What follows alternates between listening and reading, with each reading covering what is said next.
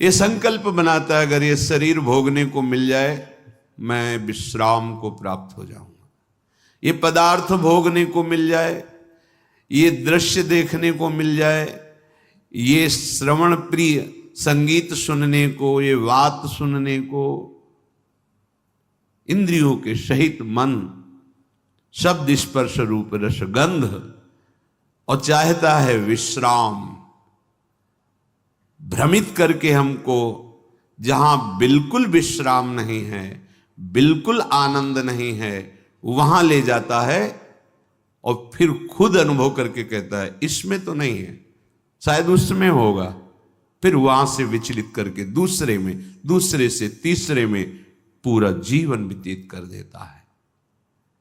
कब हूं मन, पकड़ो तो इसकी चाल को, ये छलिया हमको छल रहा है और हम अपने आप को इसके अधीन करते चले जा रहे हैं, और उसकी चाल को ना समझकर हम समझते हैं ये मन हमें सुख देगा, जो कहता है वो मुझे कर लेना चाहिए। गलत सलाहकार है, फंसा देगा, पराजित करा देगा, बंधन में डलवा देगा। जैसे जिस राजा का मंत्री यदि गलत सलाह दे तो राज्य नष्ट हो जाता है, यदि वैद्य गलत सलाह दे तो मरीज को रोग पूर्ण रूप से अधीन करके नष्ट कर देता है। यदि सद्गुरु शिष्य के अनुकूल होकर बोले तो उसका नाश हो जाता है, शास्त्र के अनुकूल, सिद्धांत के अनुकूल तो उसको परमात्मा प्राप्ति होती है। ऐसे ही इस मन रूपी सलाहकार ने मुझ भगवद अंश को ऐसी सलाह दी कि शब्द स्पर्श रूप रस गंध, ये जो माया रचित हैं, इनके भोगने में बड़ा सुख है। जहां जहां कहता है वहां वहां, जो जो क्रिया कहता है वो क्रिया, जैसे जैसे कहता है वैसे वैसे।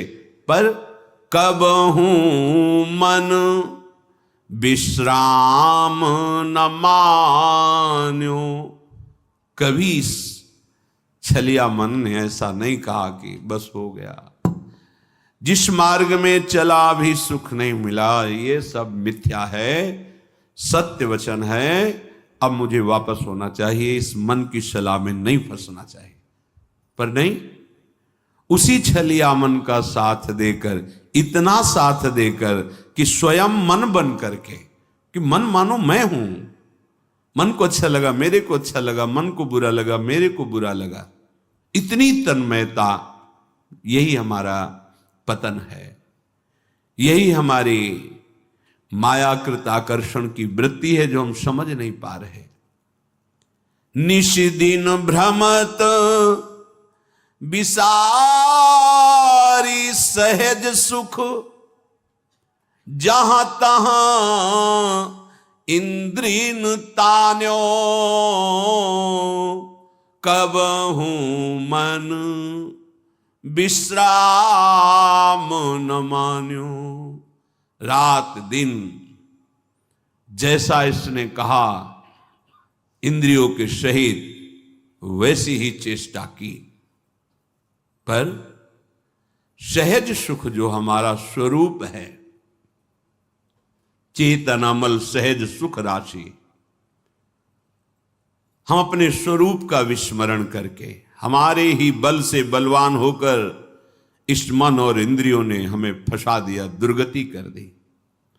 अपने सहज सुख को, जो आत्मस्वरूप है, जो आराध्य देव हैं, सहजानंद वर्षिणी श्यामाजू, इनके नाम सुख को, क्या पैसा लगता है नाम में? अंदर ही अंदर राधा राधा राधा, किसके सहयोग की जरूरत है? कौन सी क्रिया के संपादन की जरूरत है? राधा राधा राधा। अब नाम स्मरण करते हुए जो धर्म कर्म है खूब करो, 10 गुना लाभ बढ़ेगा। 1 अंक विराजमान कर दिया, फिर शून्य बढ़ाते चले जाओ, 10 गुना उसका महत्व बढ़ता चला जाएगा शून्य का। 1 हटा दो, सैकड़ों शून्य बना दो, कुछ नहीं हाथ लगेगा। ऐसे ही सहज सुख, नाम रूप लीला धाम, ये हमारा स्वरूप है, हमारी आत्मा है, ये हमारा आराध्य है। भूल गए इसे। सहज सुख को भूल करके इंद्रिय और मन के द्वारा हम ठगे जा रहे हैं रात दिन, अपने को बड़े बुद्धिमान समझ रहे हैं। इसीलिए कहा गया है राम ही भजई ते चतुर नर। वही चतुर है इस संसार में जो माया के आकर्षण से बच करके नाम जप कर ले जाए। नाम जप नहीं हो रहा तो जीवन व्यर्थ जा रहा है। निश दिन भ्रमत, रात दिन दौड़ा रहा है मन, ये कर लो, ये मिल जाएगा, इससे सुखी हो जाओगे। इतने अधर्माचरण, इतने पापाचरण कि फिर बुद्धि निर्णय करना बंद कर देती है। वो पशुवत, वो राक्षसवत हो जाता है। आंख खोल के देख लो, भगवद विमुख कैसा अंतःकरण निश्चय करता है, कैसा मनन करता है, कैसा चिंतन करता है। निंदनीय से निंदनीय कृत्य करने में उसको कोई संकोच, कोई लज्जा, कोई भय नहीं लगता। दुर्दशा यही है, जीते जी दुर्दशा यही है। आप अपने बल को भूल करके इनके अधीन हो गए। अब ये जो चाहे करवा रहे हैं। हम कहते हैं हमारे में तो सामर्थ्य नहीं, वो आपकी ही सामर्थ्य से हो रहा है, आप समझ नहीं पा रहे।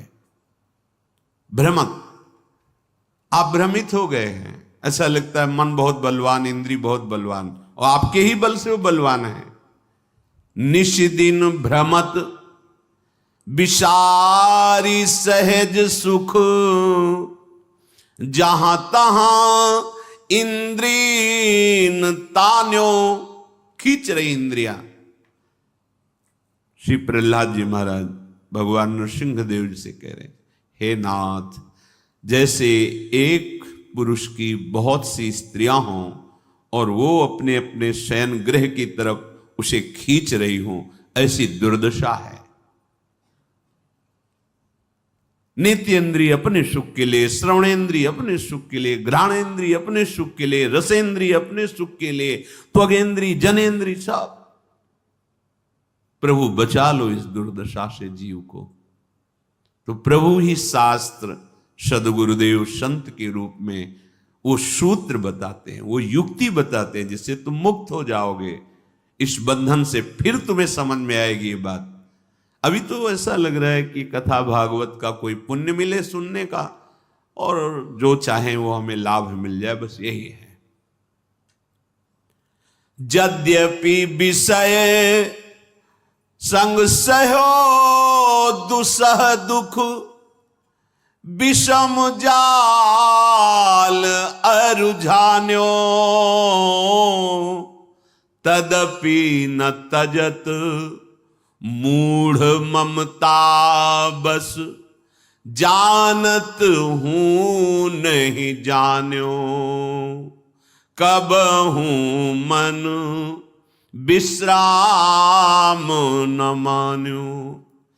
यद्यपि विषयों के संग ने कितनी जलन प्रदान की, असही, पहले भोगने की इच्छा की जलन, फिर भोगने में जो इच्छा की थी भोगने की वो सुख नहीं मिला, फिर उसके बाद एक नवीन तृष्णा, नवीन भोग वासना वो जला रही। भोगते भोगते क्षीण हो गई शक्ति, बलहीन हो गया, इंद्रियां बलवान, भोग इच्छा बलवान, रात दिन जला रही। ऐसे संकट में, ऐसी प्रवृत्ति में वो निकल नहीं पा रहा, अंदर ही अंदर जल रहा है। कैसे निकलूं? यद्यपि जान रहा है कि यही मुझे कष्ट दे रहा है, यही मुझे फंसा रहा है, फिर भी उसी में।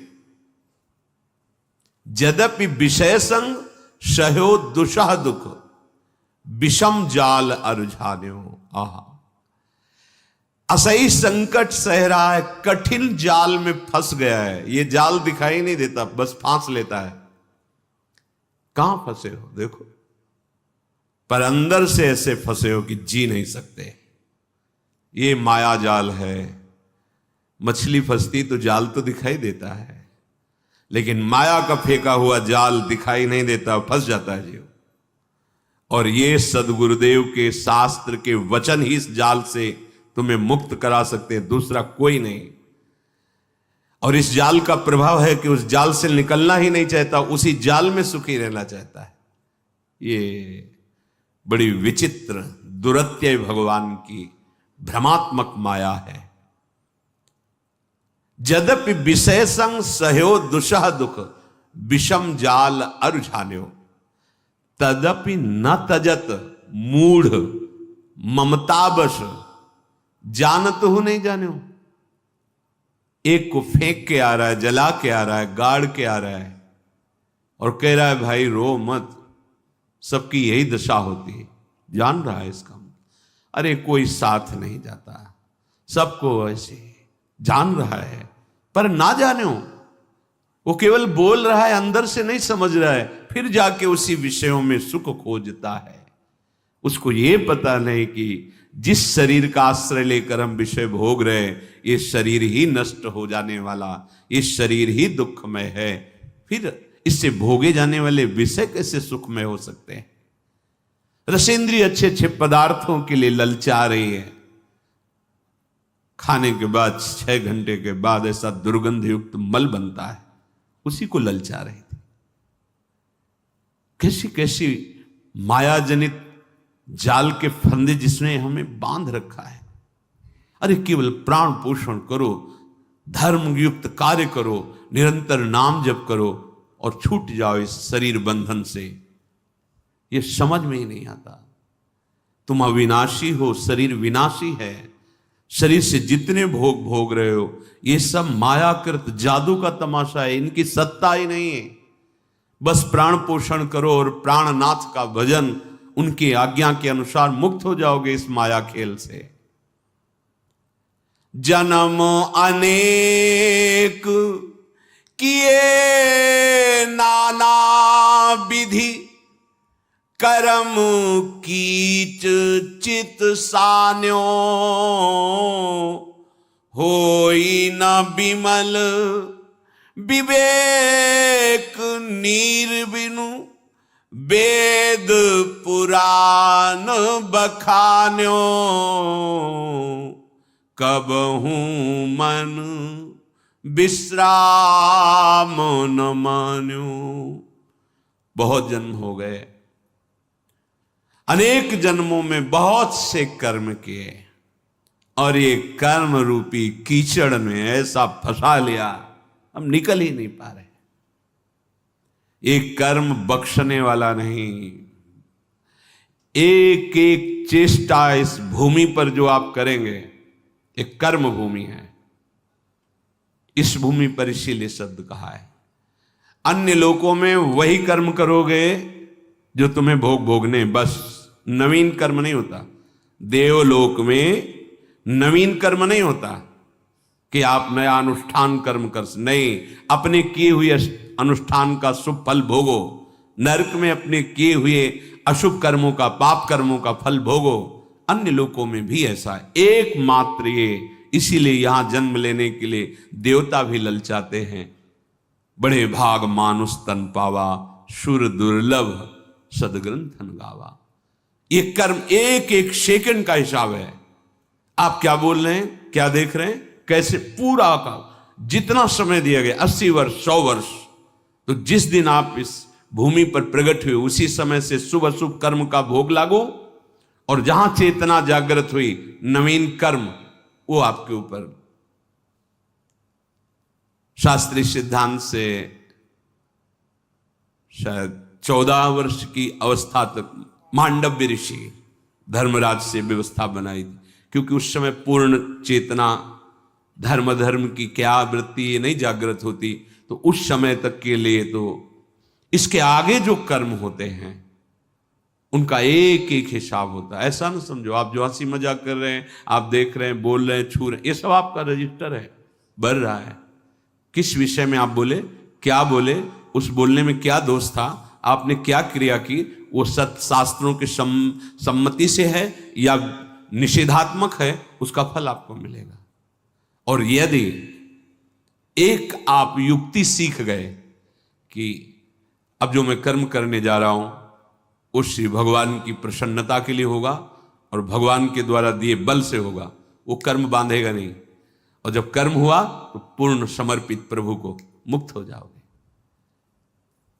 पर कहां इतना ध्यान है, अहम इतना स्मृति थोड़ी रहने देता है कि ये कृष्ण प्रीत्यर्थ कर्म करने जा रहा हूं, ये कृष्ण प्रीत्यर्थ कर्म हो रहा है, ये कृष्णार्पणम मस्तु के लिए कर्म हो रहा है, अभी आनंद आने लगेगा। पर नहीं, अहंकार से मैंने किया, मैं करूंगा, मैं जन्म अनेक किए नाना विधि कर्म कीच चित सान्यो। जैसे कोई दलदल में फंस जाए, निकलना बड़ा मुश्किल, ऐसे ही कर्म जाल फांस लेते हैं, निकलना बड़ा मुश्किल। देखो ना, निकलने की सोचो आप, कैसे अंदर पीड़ा पहुंचाते हैं ये सब। कैसे हमारे बिना परिवार कैसे चलेगा, ये कैसे होगा, ये कैसे होगा। चित्त सान्यो, उसमें फंस गया, वो नहीं समझ पा रहा अनंत ब्रह्मांडों का सृजन करने वाला, पालन करने वाला कोई है, वही हमें निमित्त बनाकर करा रहा है। केवल अहंकार के कारण हम उस रहस्य को नहीं जान पाते। होई न विमल विवेक नीर बिनु। गोस्वामी जी कह रहे, जैसे कोई कीचड़ में सन गया हो तो निर्मल जल चाहिए तभी वो स्वच्छ हो पाएगा। तो हमारा चित्त, हमारा मन, हमारी बुद्धि, हमारा अहम, ये मलिन हो चुका भोगों से। अब विवेक रूपी निर्मल जल हो तब ये एकदम पवित्र हो जाएंगे। तभी जब भगवत भाव की बातें करो तो प्रश्न उठाते हैं, सौम्य भगवान कैसे हो सकते हैं, अरे वो कर तुम अकर तुम अन्यथा कर तुम, ऐसा नटनागर है, बस उसको पकड़ा सकते हैं तो गुरुदेव के द्वारा उपदिष्ट मार्ग ही, दूसरा कोई उपाय नहीं। इसीलिए गुरु साक्षात परब्रह्म तस्मै श्री गुरुवे नमः। जिस ठाकुर ने अपनी माया का पर्दा लगा के अपने को ढक लिया, वही ठाकुर गुरुदेव रूप में आकर अपनी माया के पर्दा को हटाने का उपाय बता देता है। उस पर चलो, अभी हृदय निर्मल होने लगेगा। नहीं तो मलिन अंतःकरण तुम्हारा गुरुवाणी को नहीं समझ पाएगा, सदगुरु के वचनों को नहीं समझ पाएगा, और उपहास जरूर कर देगा। ऐसे ये चित्त बिना विवेक रूपी निर्मल जल के, ये मोह ममता रूपी कीचड़ को साफ नहीं कर सकते।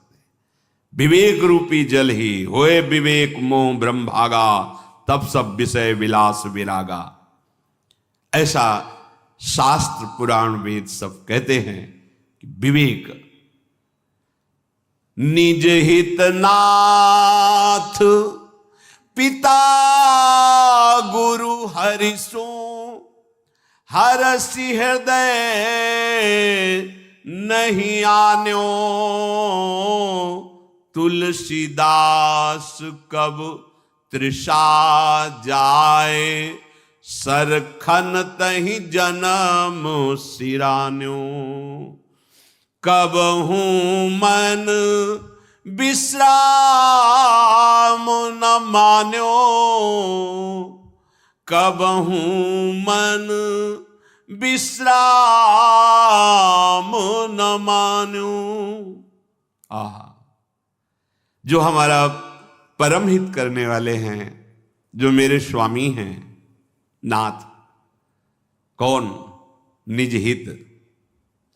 हित जो हमारे स्वामी हैं, जो हमारे पिता हैं, जो हमारे गुरुदेव हैं, जो हमारे हरि हैं, कभी निष्कपट इनसे प्रेम नहीं किया, कभी हृदय खोलकर इनसे, हृदय खोल कर, बड़ा कपटी जीव है। अंतःकरण में तन्मयता के कारण ही भगवद अंश को जीव कहा गया है, देहाभिमानी को ही जीव कहा गया है। बड़ा कपट है। और प्रभु कह रहे मोहि कपट छल छिद्रन, और ये कपट ही करता है। गुरुदेव, हरि, स्वामी, ये सब उसी परम तत्व के पर्यायवाची शब्द हैं। वही एक है। भक्ति भक्त भगवंत गुरु चतुर नाम बपु एक, कहने को उसके बहुत से नाम हैं, वो है एक ही। अपना परम हित अपने स्वामी से होगा, अपने हरि से होगा, अपने गुरुदेव से होगा। जो गुरुदेव, जो हरि, देखो संपूर्ण गीता जी, संपूर्ण वेद, ये जगत गुरु भगवान ने स्वयं गाया है, ये भगवान ने प्रकट किया है। जितने संत महात्मा सदगुरुजन हैं, सबके हृदय में जो बोल रहे हो भगवान ही बोल रहे हैं। अगर उन्होंने खेल रचा है तो खेल की सावधानियां जी, अगर इतनी चूक करोगे तो आउट हो जाओगे, परमार्थ मार्ग में चलने लायक नहीं रहोगे, तुम जीत नहीं पाओगे। अगर जीतना है तो ऐसे चलो, ऐसे तुम परास्त हो जाओगे। दोनों बात उन्हीं की है। अगर आप माया खेल में राजी हो तो उसके अलग इनाम हैं, और अगर आप भक्ति खेल में राजी हो तो उसके अलग, उन्हीं का खेल है। देख लो, वही आके अपनी माया जनित खेल के दुख वर्णन करते हैं, वही आके अपने भक्ति जनित खेल के प्रेम आनंद का वर्णन करते हैं। कैसा अद्भुत प्रेम, कैसा अद्भुत आनंद। ऐसे सदगुरुदेव जो हरि हैं, जो स्वामी हैं, जो पिता हैं, कभी हृदय खोलकर उनसे हृदय समर्पित करके बात, क्यों म्यों अनुकूलता प्रतिकूलता प्रपंच, अरे एक जगह तो ऐसी रखो जहां बिल्कुल खुले, सारा संसार कपट में खेल रहा है, एक जगह तो ऐसी रखो गुरुदेव के सामने। तुम चाहे दंड दो, चाहे आप दुलार करो, आपसे कपट नहीं, आपसे झूठ नहीं, आपसे छिपाव नहीं। स्वामी आप ही तो हमारे परम उद्धार के लिए ये रूप लेकर, अब आपसे क्या कपट करना, असमर्थ हूं, आपकी आज्ञा का इस तरह से उल्लंघन होता है, आप संभाल लीजिए प्रभु, मेरे में सामर्थ्य नहीं, सब ठीक हो जाएगा। भगवान एक बात बड़े जोर से कह रहे हैं, मोहि कपट छल छिद्र न भावा। ये हमारे हृदय में जो कपट का जाल है, ये हमें भगवत प्राप्ति नहीं होने दे रहा। निर्मलता यही कि जो हृदय में, वही वाणी में, वही चेष्टा में, कोई छुपाव नहीं। ये संतों का स्वभाव होता है, जो उनके हृदय में, वही वाणी में, वही उनके आचरण में मिलेगा। और ये छलिया जो असत मार्ग का पथिक है, बोल कुछ रहा है, अंदर में कुछ चाल चल रही, और आचरण कुछ और ही है। जिसका मन वचन कर्म एक हो, वो भगवान को प्रिय होता है, कपट नहीं। हम भगवत चर्चा भी करते तो कपट करके, इसीलिए उसका प्रभाव जागृत नहीं होता। नहीं तो मात्र भगवत लीला गायन से और श्रवण से भगवत प्राप्ति हो जाएगी, और कोई साधन हो ना हो। कितनों को हो गई है, बहुत ज्यादा इसी को स्वीकार करने से हुई है। जो भी परमार्थ की उत्तम गतियां हैं, इन्हीं दो से हुई। भगवत लीलाओं का गायन, भगवत लीलाओं का श्रवण उत्तम शरणागति को प्रदान कर देता। श्रवण सुजस सुनी आयो, कैसे शरणागति हुई, श्रवण सुजस सुनी आयो। पर क्यों नहीं होती? क्योंकि कपट है हमारे हृदय में।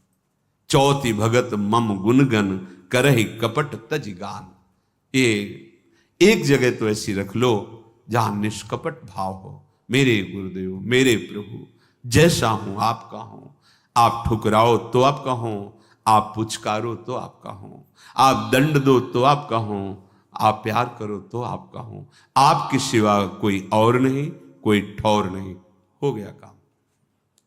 निज हित नाथ पिता गुरु हरि सो, हरसि हृदय नहीं आन्यो। तुलसीदास कब तृषा जाए, सरखन तहि जन्म सिरान्यो। कब हूं मन विश्राम न मान्यो। यदि तुम कपट छोड़कर हृदय से गुरुदेव का आश्रय लो, उनके वचनों का पालन करो, तो क्या होगा? तुम्हारी प्यास बुझ जाएगी, दौड़ भाग मिट जाएगी। शांति से बैठ जाओ उनकी नाव में। वो खेवैया बहुत चतुर हैं। शांति से बैठना, भरोसा और नाम, नाव में बैठने को मतलब नाम। श्री हरिवंश प्रताप ये भरोसा, नाम नौका और निज खेवक, नाम जप करो, भरोसा दृढ़ प्रभु का रखो, तुम्हारी नाव भव समुद्र से तुम्हें पता भी नहीं चलेगा और पार हो जाओगे।